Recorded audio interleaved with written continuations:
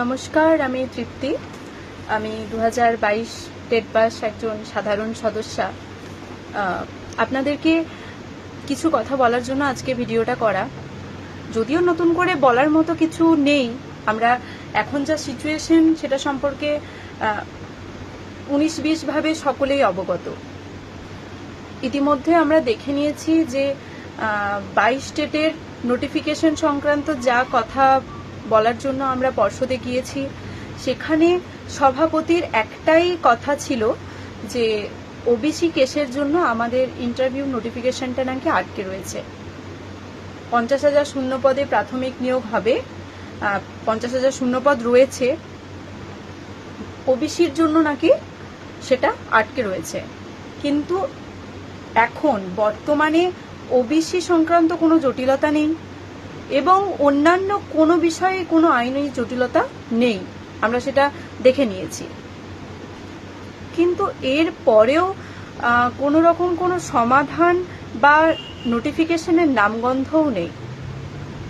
আপনারা প্রথম দিক থেকে যদি ভেবে দেখেন, মানে আমাদের 22 স্টেটদের অবস্থা, 2017 পরে আমরা ফর্ম ফিল আপ করার সুযোগ পেলাম 2022-এ। 2022-এর ডিসেম্বরে পরীক্ষা হলো, 23 ফেব্রুয়ারিতে রেজাল্ট আউট হলো, তারপর এখন 2025-এর অগাস্ট চলছে। এখনো পর্যন্ত আমাদের সামান্য নিজেদের যোগ্যতা প্রমাণের যে নোটিশটা আসার কথা সেটা পর্যন্ত আসেনি। কি করেনি 22 স্টেট?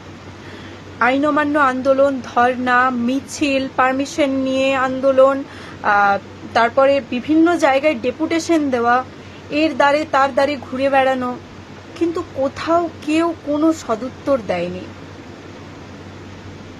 এই যে বিগত আন্দোলনটার কথা যদি আমরা দেখি, বিগত যে আন্দোলনটা হলো 19 তারিখে, সেখানের যে বিপুল সংখ্যক জমায়েত, এক পক্ষে সেটা একটা পজিটিভ দিকের বার্তা দেয় আমাদের। যারা এই প্রফেশনের সাথে যুক্ত নয় তারা পর্যন্ত 22 স্টেটকে চিনে গেছে, 22 স্টেটের বঞ্চনার কথা তারাও জানে এখন।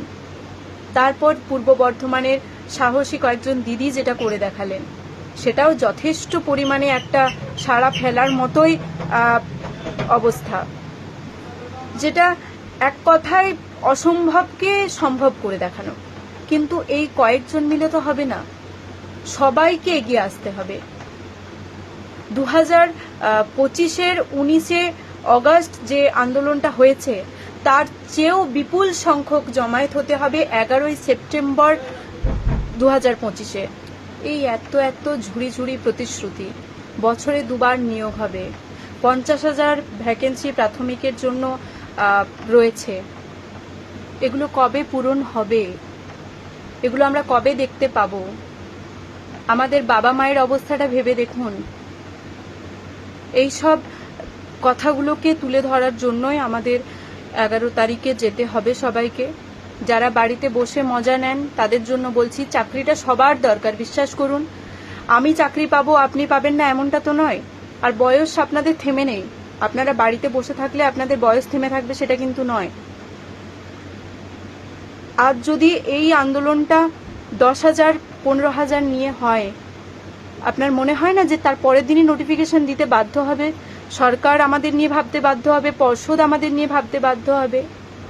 আর এইগুলো ভেবে চিনতেও আপনারা কিভাবে যে বাড়িতে বসে থাকেন আমি জানি না। পুজোর আগে আমাদের যেভাবে হোক নোটিশটা ছিনিয়ে আনতেই হবে।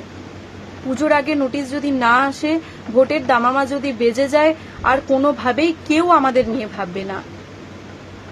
এই কথাটাকে মাথায় রেখে আগামী 11 সেপ্টেম্বর সকলকে রাজপথে আসতেই হবে। এটা আমার কারোর প্রতি বিনীত নিবেদন নয়, কারণ এখন যা পরিস্থিতিতে এসে দাঁড়িয়েছি, সবাই আশা করি কম বেশি বুঝতে পারছেন যে আর ঘরে বসে থেকে হাত পা গুটিয়ে থেকে হবে না। আর পুজোর আগে এটাই শেষ আন্দোলন, একটা মহা আন্দোলন। যা করার আমাদের এটাতেই করতে হবে। গত 3 বছর ধরে আমরা পুজোতে আত্মীয় স্বজন থেকে শুরু করে সবাইকে, কিরে তোদেরটা কি হলো, তোদের আর কিছুই হবে না, এই প্রশ্নগুলো যেন আর এই পুজোতে রিপিট না হয়, তার জন্য আমাদেরকে 11 তারিখ যেতেই হবে। একটা বিপুল সংখ্যক জমায়েত করতে হবে, যাতে তার পরের দিনই নোটিফিকেশনটা আমরা নিয়ে আসতে পারি। তার পরের দিন কেন, সেই দিনই যেন নোটিফিকেশনটা নিয়ে আসতে পারি। সরকার যেন আমাদের কথা ভাবতে বাধ্য হয়, পর্ষদকে আমাদের কথা ভাবতে হবে। এটা আমাদের হকের দাবি, আমরা যোগ্য। আর বিশ্বাস করুন, এই সময়টা আমরা আর কেউ ফিরে পাবো না। তখন পরে আফসোস করে তো লাভ নেই যে ইস, পুজোর আগের আন্দোলনটাই গেলে ভালো হতো, হয়তো পুজোর আগে একটা ভালো খবর শুনতে পেতাম। এই আফসোসটা যেন না করতে হয়। সকলে আসুন, ওই সময়টাতে এসে আন্দোলনের জমায়েতটা বিপুল পরিমাণে করুন। পুলিশকে দেখে পিছিয়ে যাবেন না। যারা প্রথমবার এলেন তারা তো দেখেছেন 19 তারিখে পুলিশ কিছু করে না। এরকমটা নয় যে মারধর বিশাল কিছু করে নেয়, না করে না। একদলকে যখন পুলিশ পিছিয়ে নিয়ে যাচ্ছে, সাইডে দাঁড়িয়ে যারা ভিডিও করছেন তারা সামনে এগিয়ে যান। রীতিমতো পুলিশের সাথে কাবাডি খেলুন। কাবাডিতে আমরা দেখি না যে একজনকে ছুতে এলে তার সাইডে যারা থাকে তারা তাকে ঘিরে ধরতে চায়, সেটাই আমাদের করতে হবে। আর 11 সেপ্টেম্বরই সেটা আমাদের করে দেখাতে হবে। যাই হোক, অনেক বড় একটা ভিডিও করে ফেলেছি আমি এর মধ্যে। সকলে ভালো থাকবেন। 11ই সেপ্টেম্বর রাজপথে সকলের সাথে দেখা হবে। ধন্যবাদ।